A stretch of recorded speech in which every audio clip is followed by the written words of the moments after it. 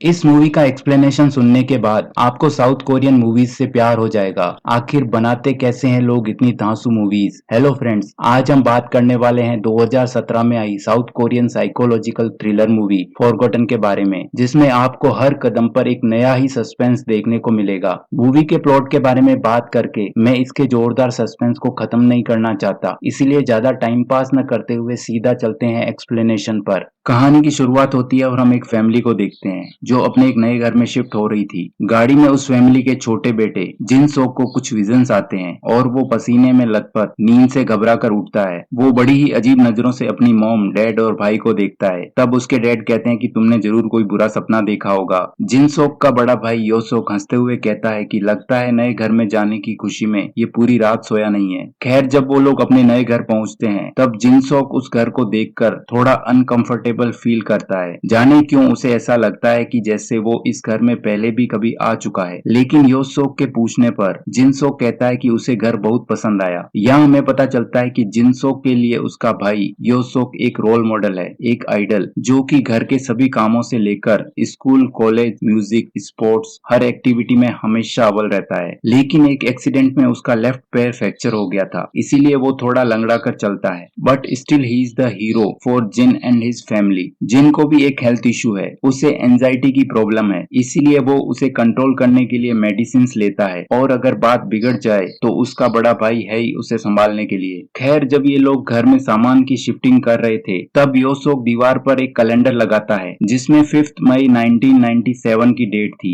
मतलब ये कहानी साल 1997 की है। आप इसे याद रखिएगा। नए घर में योसोक और जिनसोक को एक ही रूम शेयर करना पड़ता है। उस घर का एक रूम बंद था क्योंकि उसमें पुराने ओनर का कुछ सामान रखा हुआ था जिसे वो कुछ दिनों बाद खाली करने वाले थे। तब तक ये लोग उस रूम को यूज नहीं कर सकते। थोड़ी देर बाद एक वर्कर जिनसोक को योसोक की उम्र के बारे में पूछता है और कहता है कि क्या वो उसका बड़ा भाई है। जिनसोक को थोड़ा अटपटा लगता है, लेकिन वो वर्कर उससे दोबारा पूछता है कि क्या सच में वो उम्र में उससे बड़ा है। वर्कर ऐसा क्यों पूछ रहा था ये हमें कहानी में आगे पता चलेगा। खैर, उसी वक्त योसोक रूम में आता है और उस वर्कर को हेल्प के लिए किचन में जाने को कहता है। अभी इस घर में आए इन्हें सिर्फ एक ही दिन हुआ था, लेकिन जिनसोक को बार बार उस बंद पड़े रूम से अजीब सी आवाजें सुनाई देती है। रात को जिनसोक उस रूम को चेक करने के इरादे से उसे खोलने ही वाला था कि तभी योसोक उसे रोक देता है और ये सब उसके मन का वहम बताकर उसे फ्रेश एयर के लिए घर से बाहर ले जाता है। जैसे ही वो लोग बाहर जाने के लिए मुड़ते हैं तभी हम उस रूम के डोर के नीचे से एक साए को मूव करते हुए देखते हैं। खैर, दोनों भाई बरसात में बाहर खड़े खड़े बातें कर रहे थे। तभी योसोक के फोन पर उसके डैड का कॉल आता है। योसोक जिनसोक को थोड़ी देर वहीं रुकने के लिए कहता है ताकि उसे अच्छा फील हो और वो खुद घर की तरफ निकल जाता है। वहीं थोड़ा आगे जाने पर कुछ लोग योसोक का रास्ता रोक लेते हैं और उसे जबरदस्ती वैन में डालने की कोशिश करते हैं। योसोक खुद को बचाने के लिए स्ट्रगल करता है। इधर जिनसोक भी योसोक के पीछे पीछे घर की तरफ जाने लगता है। तब वो देखता है कि कुछ लोग योसोक के साथ मारपीट करते हुए उसे अपनी गाड़ी में डाल रहे थे। जिनसोक अपने भाई को बचाने के लिए उनके पीछे भागता है, लेकिन वो लोग योसोक को किडनैप करके ले जाते हैं। जिनसोक जैसे तैसे उस वैन के नंबर को याद करने में कामयाब हो जाता है और वहां से भागता हुआ सीधा अपने घर पहुंचता है। वो अपने मॉम डैड को योसोक के किडनैप होने की बात बताकर वहीं बेहोश हो जाता है। अगली सुबह जिनसोक कुछ विजन्स देखते हुए होश में आता है और अपने मॉम डैड से योसोक के बारे में पूछता है। वो कहते हैं कि अभी तक उसका कुछ पता नहीं चला है। इसके बाद 2 डिटेक्टिव्स उससे पूछताछ करने आते हैं। जब जिनसोक उन्हें उस वैन के बारे में बताता है तो वो कहते हैं कि इस नंबर और इस कलर की वैन इस कंट्री में एग्जिस्ट ही नहीं करती। जरूर जिनसोक से कोई गलती हुई है। ये सुनकर जिनसोक काफी फ्रस्ट्रेट हो जाता है क्योंकि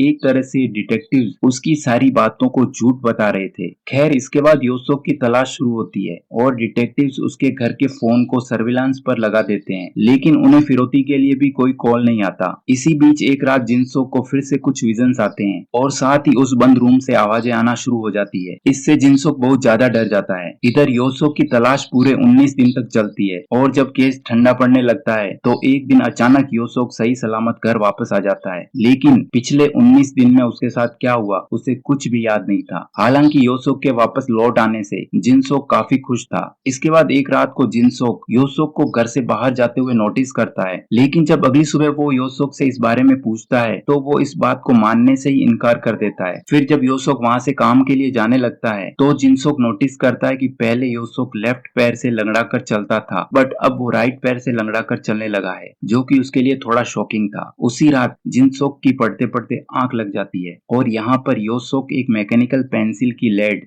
जिनसोक की आंख में घुसाने की कोशिश करता है, लेकिन फिर रुक जाता है और वो लेड वहीं बुक पर गिर जाती है। इसके बाद योसोक घर से बाहर चला जाता है। वहीं जिनसोक जाग रहा था, वो योसोक की इस हरकत से काफी डर जाता है और उसका पीछा करता है। तब वो देखता है कि योसोक बिना लंगड़ाए हुए जा रहा था और वो आगे जाकर एक टैक्सी में बैठ जाता है। जिनसोक भी एक दूसरी टैक्सी से उसका पीछा करता है। एक जगह आकर वो देखता है कि योसोक, जो कि एक बहुत ही शरीफ इंसान था, वो वहाँ स्मोकिंग कर रहा था। साथ ही जो दो लोग इनके घर पर डिटेक्टिव बनकर आए थे, वो ही दोनों योसोक को बॉस कहकर बुला रहे थे। साथ ही योसोक उन्हें ढंग से काम न करने के लिए फटकार लगा रहा था। ये सब देखकर जिनसोक काफी हैरान होता है। इसके बाद जिनसोक जब यहाँ से आगे भी उसका पीछा करता है तो एक जगह वो दोनों उसे देख लेते हैं और उसे पकड़ने की कोशिश करते हैं, लेकिन जिनसोक खुद को छुड़ाकर वहाँ से भाग निकलता है। वो दोनों भी काफी देर तक उसका पीछा करते हैं, लेकिन जिनसोक जैसे तैसे उन्हें चकमा देकर एक जगह छुप जाता है। लेकिन तभी योसोक उसके पीछे से आकर उसे बेहोश कर देता है। सुबह जब जिनसोक की आंख खुलती है तो वो अपने आप को सेम कंडीशन में उसी डेस्क पर पाता है जहाँ वो पिछली रात पढ़ते हुए सो गया था। योसोक भी पास ही बिस्तर पर सोया हुआ था। जिनसोक इन सब घटनाओं की वजह से काफी ज्यादा डर जाता है और वो खुद को बाथरूम में जाकर लॉक कर लेता है। वहीं योसोक उसे घबराया हुआ देख पूछता है कि आखिर हुआ क्या है। जिनसोक उससे पिछली रात के बारे में पूछता है, जो भी उसने देखा था। योसोक उसे समझाने की कोशिश करता है कि शायद उसने कोई बुरा सपना देखा होगा, लेकिन जिनसोक उसकी कोई बात नहीं सुनता और वो पूछता है कि मेरा भाई योसोक कहाँ है, तुमने उसके साथ क्या किया। थोड़ी देर बाद जिनसोक बाथरूम से एक लोहे की पाइप लेकर बाहर निकलता है ताकि वो खुद को डिफेंड कर सके, लेकिन योसोक उसे ओवर पावर करते हुए उस पर चढ़ जाता है और उसे एक ही चीज बार बार बोलता है कि ये सब उसके मन का वहम है और उसने एंजाइटी की मेडिसिन नहीं ली थी, इसीलिए उसे ऐसा लग रहा है। तब जिनसोक को याद आता है कि कल सुबह मेडिसिन किचन में नीचे गिर जाने के कारण वो उन्हें ले नहीं पाया था और जिनसोक यहाँ पर इस मेडिसिन वाली बात को लेकर थोड़ा शांत हो जाता है। मे भी हो सकता है कि वो मेडिसिन ना लेने के कारण उसे ऐसा लग रहा हो। इसके बाद योसोक उसे उसकी मेडिसिन देकर अपने काम पर निकल जाता है। योसोक के जाते ही जिनसोक फिर से पढ़ने बैठता है। तभी उसकी नजर बुक पर गिरी हुई उस पेंसिल की लेड पर पड़ती है, जिसे योसोक ने उसकी आंख में घुसाने के लिए पेंसिल से बाहर निकाला था और वो वहीं बुक पर गिर गई थी। उसे देखकर जिनसोक समझ जाता है कि कल रात जो कुछ हुआ वो उसके मन का वहम नहीं था, बल्कि सब कुछ सच था। फिर उसे योसोक की एक बात याद आती है, जब वो उसे थोड़ी देर पहले समझा रहा था कि कल रात जो तुमने टैक्सी ली और उन दो आदमियों ने तुम्हारा पीछा किया, वो सब तुम्हारे मन का वहम था। लेकिन जिनसोक ने तो योसोक को बताया ही नहीं था कि उसने टैक्सी ली थी। तभी जिनसोक की मॉम घर पर आती है और जिनसोक उन्हें कल रात की पूरी बात बताता है। उसकी मॉम भी इन सारी बातों को सुनकर काफी ज्यादा शॉक्ड हो जाती है। तब ये दोनों उसे इस रात रंगे हाथों पकड़ने का प्लान बनाते हैं। यहाँ जिनसोक पूरा कॉन्फिडेंट था कि वो इंसान योसोक नहीं बल्कि कोई और है। इसके बाद शाम को जिनसोक फिर से उस बंद रूम के डरावने विजन्स देखता है और डर के मारे नींद से उठ जाता है। तब तक रात हो चुकी थी और बाहर बारिश हो रही थी। तभी जिनसोक किचन में अपनी मॉम को किसी से फोन पर बात करते हुए सुनता है। वो योसोक से बात कर रही थी और वो उसे कहती है कि उसे उस पर शक हो गया है और अब जो भी करना है वो आज रात ही करना है। ये सुनते ही जिनसोक को समझ आता है कि ये लेडी भी उसकी रियल मॉम नहीं है और वो भी उसके साथ मिली हुई है, और उनकी बातें सुनकर जिनसोक काफी ज्यादा डर जाता है। तभी जिनसोक के वहां होने की आर्ट को वो लेडी सुन लेती है और उससे छिपने के लिए जिनसोक घर से बाहर चला जाता है ताकि उसे पता न चले कि उसने उसकी सारी बातें सुन ली है। लेकिन वो लेडी भी जिनसोक के रूम में उसे चेक करने जाती है ताकि वो देख सके कि क्या सच में ही वो अपने रूम में है। ये देखकर जिनसोक पाइप के रास्ते अपने रूम में जाने की कोशिश करता है और जब तक वो अपने रूम में पहुंचता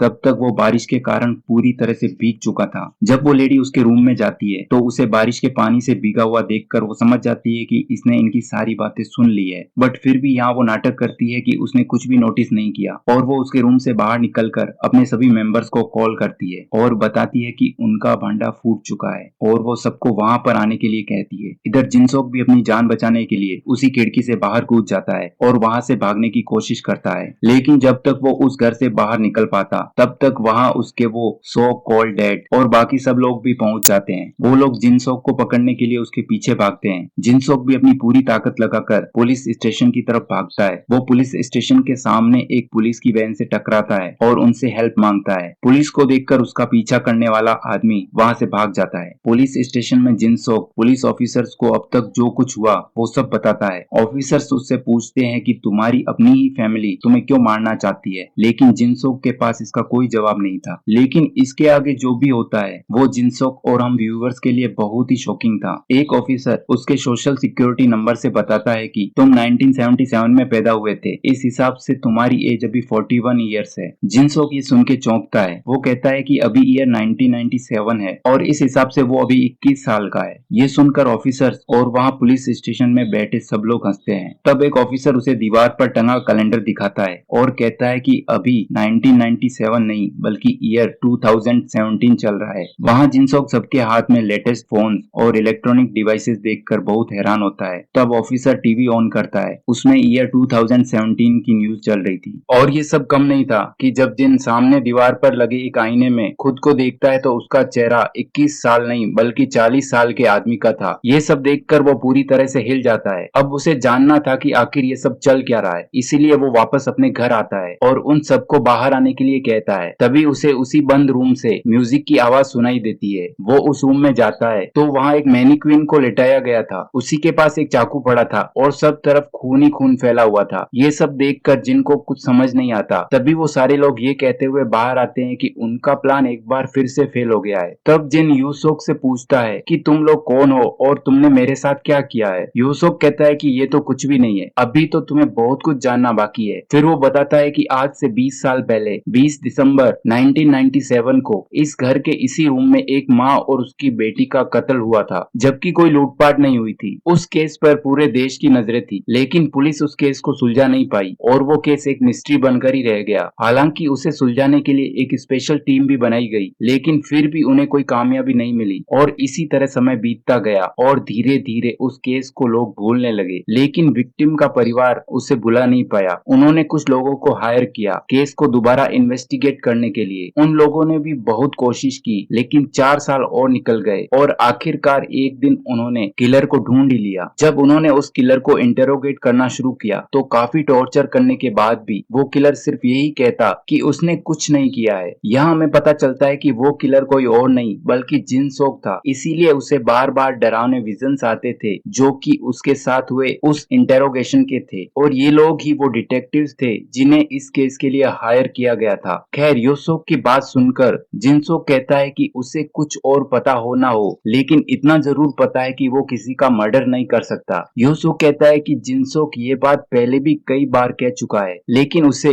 विक्टिम के परिवार में बचे लास्ट मेंबर ने पहचान लिया था, इसीलिए उन्हें अच्छे से पता था कि उसी ने वो मर्डर्स किए थे। लेकिन उन्हें बाद में पता चला कि एमनीशिया की वजह से जिनसोक की सारी यादें मिट गई थी, इसीलिए उन्होंने एक और प्रोफेशनल को हायर किया जो कि एक पुलिस का फोरेंसिक हिप्नोसिस इन्वेस्टिगेटर था। ये वही आदमी था जो कि फिलहाल जिनसोक का डेड बना हुआ था। खैर यूसुफ कहता है कि उस आदमी ने पता लगाया था एमनीशिया की वजह से जिनसोक के दिमाग ने उस टाइम की सारी यादों को मिटा दिया था जब वो मर्डर्स हुए थे, इसीलिए उसने जिनसोक को हिप्नोटाइज करके 20 साल पहले हुए उस कत्ल से पहले की उन आखिरी यादों को बाहर निकाला जो कि जिनसोक को याद थी। तब जिनसोक बताता है कि वो ईयर 1997 में अपने भाई, मॉम और डैड के साथ एक नए घर में शिफ्ट होने वाले थे। ये पता चलने के बाद इन्होंने जिनसोक की याददाश्त को वापस लाने के लिए उसी सीन को रिक्रिएट करने का प्लान बनाया। इसीलिए उन्होंने जिनसोक को पहले एक तरह की मेडिसिन देना शुरू की जिससे वो गहरी नींद में जा सके, साथ ही उसे हिप्नोटाइज करके उसी 21 साल की मेंटल स्टेट में ले जाया गया जब वो अपनी फैमिली के साथ उस नए घर में शिफ्ट होने वाला था। इसके बाद प्लान के हिसाब से वो लोग जिनसोक के फैमिली मेंबर्स बनकर इस घर में आए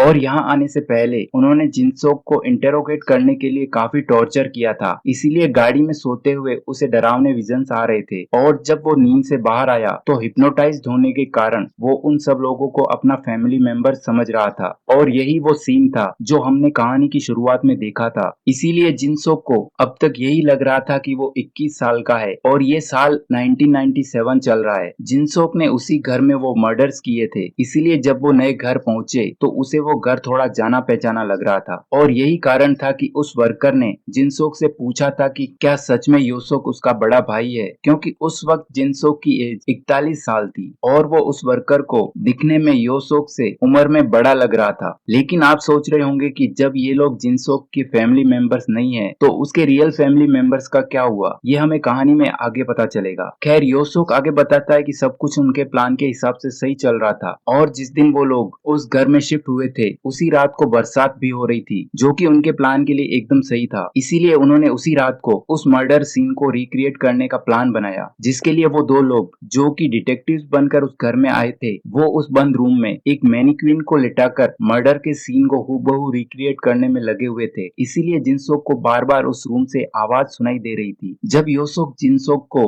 फ्रेश एयर के लिए घर से बाहर ले गया था, तब उसके डैड का जो कॉल आया था वो उस पूरे प्लान को शुरू करने के लिए था, क्योंकि प्लान एकदम रेडी था और सारी सिचुएशन भी एकदम परफेक्ट थी। अब सिर्फ एक ही चीज बाकी रह गई थी और वो थी किलर, मतलब कि जिनसोक का बाहर से उस घर में एंटर करना। जैसे ही वो घर में आता और उस बंद रूम में मर्डर के सीन को देखता तो उसकी उस मर्डर से जुड़ी हुई सारी मेमोरीज वापस आ जाती। लेकिन तभी यहाँ पर एक गड़बड़ हो गई, क्योंकि उसी रात पुलिस ने योसोक को एक पुराने फ्रॉड केस के लिए अरेस्ट कर लिया, जिसे देखकर जिनसोक को गलतफहमी हो जाती है कि योसोक को कुछ लोगों ने किडनैप कर लिया है। योसोक को जेल से वापस बाहर आने में 19 दिन लग गए और अब उन्हें अपने प्लान को दोबारा एग्जीक्यूट करना था। लेकिन प्लान का मोस्ट की एलिमेंट बारिश था, जो कि अब बंद हो चुकी थी। इसीलिए उनके पास बरसात का इंतजार करने के अलावा कोई दूसरा रास्ता नहीं था। वो लोग बरसात के होने का इंतजार करने लगे। उसी दौरान हिप्नोसिस का असर कम होने लगा और जिनसोक को योसोक पर शक हो गया, इसलिए उसने उस रात योसोक का पीछा किया। उसके बाद जो कुछ हुआ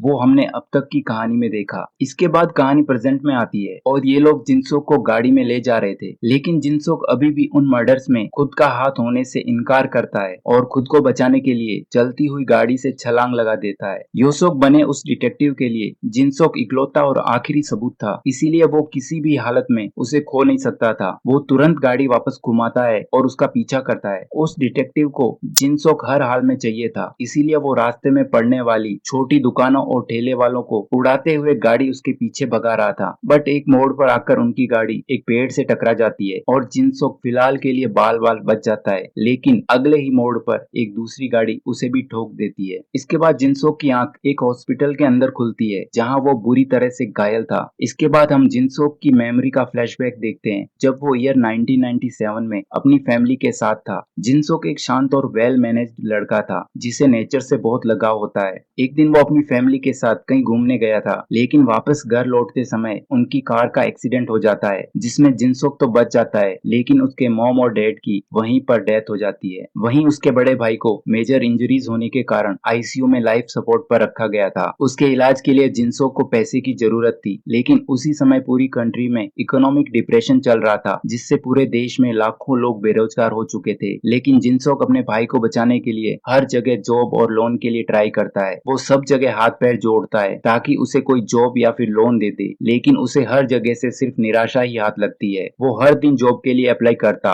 बट फिर भी उसे कोई काम नहीं मिलता। एक दिन उसके भाई का डॉक्टर उसे बताता है कि उसका भाई पिछले 6 महीने से आईसीयू में है और अगर उसकी जल्द ही सर्जरी नहीं की गई तो उसे बचाना बहुत मुश्किल हो जाएगा। आखिर में जिनसोक अपने एक जान पहचान वाले से मिलकर अपनी एक किडनी बेचने की बात करता है, लेकिन वो उसे समझाता है कि इल्लीगली ऑर्गन का बिजनेस करने वालों के पास कोई डॉक्टर नहीं होता। जो लोग इल्लीगली ऑर्गन बेचते हैं उनमें से बहुत से लोग ऑर्गन निकालते समय ही मारे जाते हैं, इसलिए तुम अपनी जिंदगी से भी हाथ धो बैठोगे। ये सुनकर जिनसोक ये आइडिया ड्रॉप कर देता है। इसके बाद एक दिन अचानक उसे किसी का मैसेज आता है। वो पर्सन कहता है कि वो उसे पैसे दे सकता है, लेकिन उसे बदले में किसी को मारना होगा। ये पढ़कर एक बार तो जिनसोक घबरा जाता है, लेकिन फिर वो इसके लिए तैयार हो जाता है। इसके बाद अगले दिन वो पर्सन उसे फोन पर एक घर का एड्रेस देता है और कहता है कि उस घर में एक लेडी और उसके 2 बच्चे हैं। उसे घर में जाकर उस लेडी को मारना होगा। इसके बाद वो उसे सारे इंस्ट्रक्शंस देता है कि उसे कीज कहाँ से मिलेगी और वो किस तरह से उस घर में एंटर करेगा, और साथ ही वो उसे बताता है कि उसे किस तरह से उस लेडी को मारना है। बट उस इंसान के साफ साफ इंस्ट्रक्शंस होते हैं कि वो बच्चों को हाथ नहीं लगाएगा। इसके बाद जब जिनसोक उस लेडी को मारने के लिए उस घर में जाता है तो वहाँ पर उसका मन बदल जाता है और वो खुद को मना नहीं पाता किसी बेगुनाह को मारने के लिए। वो वहाँ से वापस जाने लगता है, लेकिन तभी वो लेडी उठ जाती है और रूम से बाहर आ जाती है और इसे देखकर काफी जोर से चिल्लाने लगती है। लेकिन जिनसोक जैसे तैसे उसे मनाता है कि वो उसे बिना नुकसान पहुंचाए वहाँ से चला जाएगा, बस वो चिल्लाए नहीं। वो लेडी मान जाती है, लेकिन जैसे ही जिनसोक जाने लगता है तभी वहाँ पर उस लेडी की डॉटर आ जाती है, जो कि जिनसोक के हाथ में एक बड़ा सा चाकू देखकर जोर जोर से चिल्लाने लगती है। ये देखकर जिनसोक बहुत ज्यादा घबरा जाता है और वो उसे चुप कराने के लिए उसके पीछे भागता है, लेकिन हड़बड़ी में उसके हाथ का चाकू उस लड़की को लग जाता है, जिससे उसकी वहीं पर मौत हो जाती है और अपनी बेटी को खून से सना हुआ देखकर वो लेडी भी चिल्ला पड़ती है। उसे चिल्लाता देख जिनसोक बहुत ज्यादा हाइपर हो जाता है और अपनी मेंटल स्टेबिलिटी खो देता है। एज रिजल्ट वो उसे भी चाकू मार देता है। इसके बाद बदहवास जिनसोक जब उस घर से बाहर निकलने वाला था तभी उसे एक छोटा बच्चा नजर आता है जो कि उसे ही देख रहा था, लेकिन वो उसे नहीं मारता और उसे अपने रूम में जाकर सो जाने को कहता है। इसके बाद जिनसोक की नजर सामने की दीवार पर लगी उस फैमिली की फोटो पर पड़ती है। उसमें वो उस डॉक्टर को देखता है जो अभी उसके भाई का इलाज कर रहा है। मतलब ये फैमिली उसी डॉक्टर की थी और उसी डॉक्टर ने अपनी वाइफ को मरवाने के लिए उसे कॉल किया था। इसके बाद जिनसोक यहाँ से सीधा उस डॉक्टर के पास जाता है और उससे पूछता है कि उसने ऐसा क्यों किया। तब वो डॉक्टर कहता है कि ताकि वो अपने बच्चों को जिंदा रख सके। इकोनॉमिक डिप्रेशन की वजह से ये लोग भी बहुत मुश्किल से सरवाइव कर रहे थे और वो अपनी वाइफ को मरवाकर उसके इंश्योरेंस के पैसों से अपनी फैमिली को जिंदा रखना चाहता था, लेकिन जिनसोक ने तो यहाँ उसकी बेटी को ही मार दिया था। और इसी गुस्से में वो डॉक्टर अपनी बेटी की मौत का बदला लेने के लिए जिनसोक को मारने की कोशिश करता है, लेकिन हड़बड़ी में वो डॉक्टर खुद उस छत से नीचे गिर जाता है और उसकी वहीं पर मौत हो जाती है। जिनसोक पहले से ही अपनी फैमिली को खोने के सदमे में था, ऊपर से एक ही रात में एक पूरा परिवार उसकी वजह से मारा गया था। ये सब देखकर जिनसोक की मानसिक हालत बिगड़ जाती है और वो अपनी याददाश्त खो बैठता है। इसके बाद कहानी फिर से प्रेजेंट में आती है जहाँ जिनसोक हॉस्पिटल में था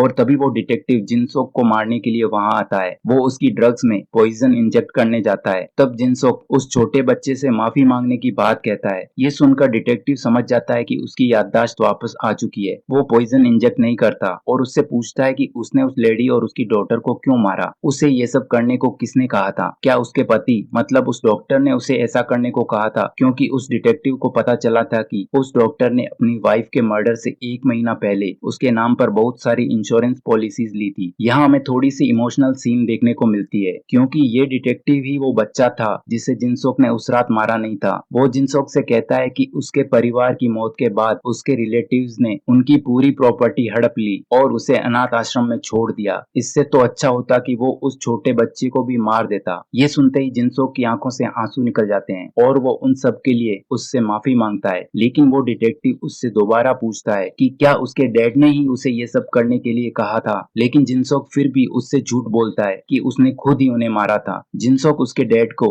एक नेगेटिव पर्सन नहीं बनाना चाहता था क्योंकि उस डॉक्टर ने एक तरह से उसकी हेल्प करने के लिए ही वो सब किया था। बट यहाँ डिटेक्टिव को उसकी बात पर विश्वास नहीं होता क्योंकि उसके डैड ने सिर्फ 1 महीना पहले उसकी मॉम का इतना बड़ा इंश्योरेंस करवाया था जो कि कोई कोइंसिडेंस नहीं हो सकता, इसलिए उसने उसके डैड के कहने पर ही ऐसा किया होगा। इस बात का जिनसोक कोई जवाब नहीं देता जिससे डिटेक्टिव को कंफर्म हो जाता है और सच जानने के बाद डिटेक्टिव उसी हॉस्पिटल की विंडो से कूदकर अपनी जान दे देता है। दूसरी तरफ जिनसोक भी उस डिटेक्टिव के लाए पॉइजन इंजेक्शन को खुद में इंजेक्ट करके अपने आप को खत्म कर लेता है। कहानी के आखिर में हम एक छोटा सा फ्लैशबैक देखते हैं। जब जिनसोक अपनी फैमिली के साथ घूमने गया था तब वहीं पर एक 5 साल का बच्चा अनजाने में जिनसोक से मिलता है। वो बच्चा कोई और नहीं बल्कि वो डिटेक्टिव ही था जो कि बचपन में अपने मॉम, डैड और बहन के साथ उसी जगह घूमने गया था जहां जिनसोक की फैमिली गई थी। फिर जब उस बच्चे की फैमिली और जिनसोक की फैमिली उन्हें वापस चलने के लिए आवाज लगाते हैं तब हम देखते हैं कि जिनसोक उस बच्चे को मुस्कुराते हुए बाय करता है। और इसी के साथ ये कहानी भी यहीं पर खत्म होती है। तो दोस्तों, आपको मेरा ये एक्सप्लेनेशन कैसा लगा? अगर आपको ये वीडियो जरा भी पसंद आया है तो इसे लाइक और अपने दोस्तों के साथ शेयर जरूर करें और ऐसी ही अमेजिंग मूवीज के एक्सप्लेनेशन के लिए चैनल को सब्सक्राइब करें। जल्द ही मिलेंगे एक और अमेजिंग वीडियो में। धन्यवाद।